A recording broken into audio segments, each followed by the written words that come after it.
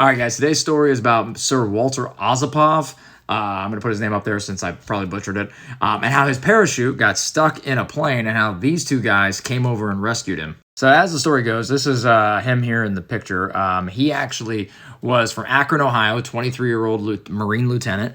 And they were just doing a routine parachute jump. As part of, this routine exercise, which he'd done like 20 times, the plane was going to, he was going to supervise like 12 guys and a handful of like artillery cylinders and such like that they were going to throw out of the plane and just, test and see that, they could make sure that it landed appropriately. So 9 of the men had already jumped out when he was going to throw out one of the cylinders of ammunition. And that's where things went wrong, because somehow his backpack's parachute automatic release cord became looped over the cylinder and his chute ripped open. And that left him in this sort of situation.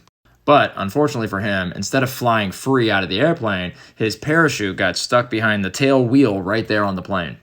Making matters worse, his chest strap and his leg strap had actually broken as well, leaving him with just one leg strap that was now dangling around his ankle. Adding even more problems to the situation is his parachute strings had actually wrapped around his ankle as well. So here he is dangling upside down. He knows he can't pull his reserve chute because the plane would rip him in half.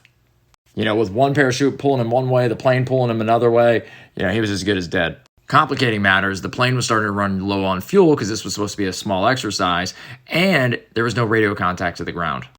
To get the attention of the people on the ground, the pilot actually flew down to 270 feet and started circling the airbase. Fortunately for them, it worked, and Bill Lowry and John McCants saw the guy dangling and ran immediately to a plane.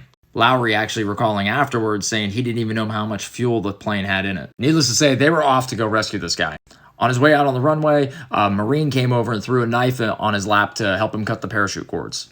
Adding more complexity to this, since there's no radio communication, they had to use hand signals to determine how they were going to save him. They decided to head out over the ocean, since they're right there by San Diego, and take a straight line at 1,000 meters. This got even more complicated because planes back then had propellers, so they had to slide in and let his wing land right on where the guy was dangling without his propeller snapping not only the parachute, but cutting this guy up too. Somehow, with insane precision, he manages to do that. He gets his left wing right up underneath the parachute shrouds, and the guy in the back is able to grab him dangling. The next problem they have is that this is only a 2-seater plane, so there's really nowhere to put him. Somehow, McCant was able to stretch Ozapov's body across the top of the fuselage with Ozapov's head in his lap. But because he was using both hands to hold him, there was no way for him to cut the cords that were still attached. If he let go to cut the cords, he might lose Ozapov. But they couldn't keep him on there because he would get ripped in half. So they had to try something even more dangerous. So there they were dangling. They had him in the plane, but his leg was still attached to the parachute ropes.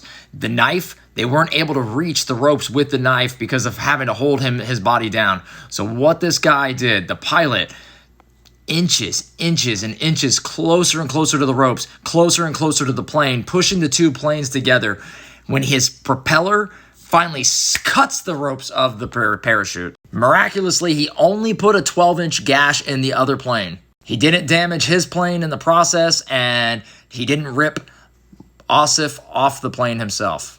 But making matters worse, the parachute in the back landed on his rear rudder, so now he couldn't fly with his rear rudder, and he still had to try to land. Fortunately, he was a skilled pilot and had managed to land the plane within 5 minutes successfully, saving all of the men. Both were awarded the Distinguished Flying Cross for executing one of the most brilliant and daring rescues in naval history. And 6 months later, after surgery and rehab, he was jumping out of planes again.